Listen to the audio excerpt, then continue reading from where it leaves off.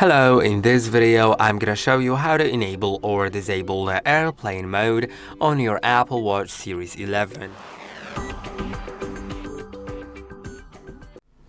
To do it, you would need to click on the side button below the crown and now find the airplane.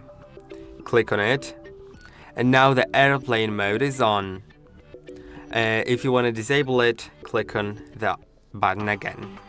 Also, if you don't have this button, slide all the way down to find Edit and now click on plus. Then you may find it somewhere here. Just somewhere here you'll find the like in the settings, most likely in the settings section you'll find the airplane mode. You can click on it to add it to the menu. You can also reposition all the controls and then click anywhere on just click on your side button and now you'll have the button.